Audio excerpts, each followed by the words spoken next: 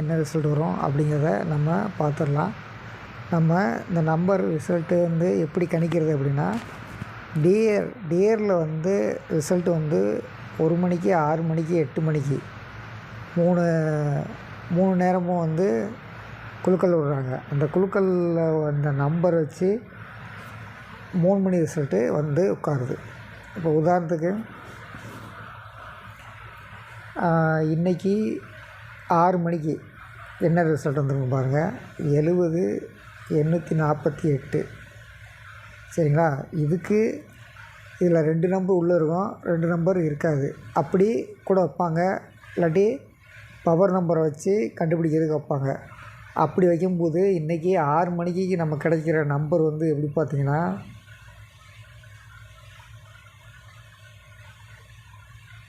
22,047.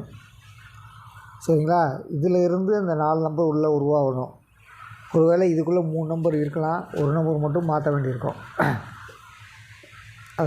அது வந்து எனது கணிப்புங்கிற வீடியோவில் நாளைக்கு 1:30 மணிக்கு அப்லோட் பண்ணுறேன்.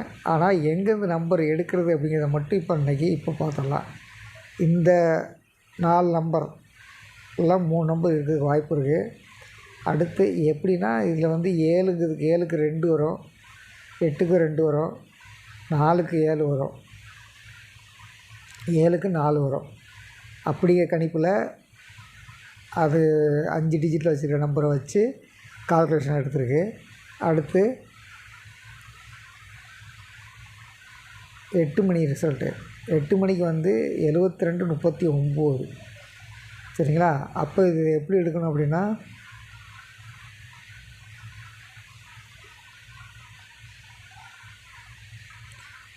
76,069. இதில் 3 நம்பர் இருக்கலாம், ஒரு நம்பரை மாற்ற வேண்டிய சூழ்நிலை இருக்கலாம். சரிங்களா? இப்படி தான் இதை வச்சு தான் ஃபார்ம் பண்ணணும் ரிசல்ட்டை. நாளைக்கு என்ன நம்பர் உட்காந்துருக்கும். இப்போதைக்கு நமக்கு 2 நம்பர் கிடச்சிருக்குது. 22,047, 76,069. சரிங்களா? இதிலிருந்து 4 டிஜிட் மட்டும் எடுக்கிறோம். ஏதாவது ஒரு நம்பரை மாற்றி 4 டிஜிட் கன்ஃபார்ம் பண்ணணும். அது நாளைக்கு மற்றவங்க கொடுக்குற டிப்ஸ் படியும் இங்கே டியரில் 10 மணிக்கு 1 மணிக்கு வர நம்பரை வச்சு நம்ம கண்டுபிடிப்போம்.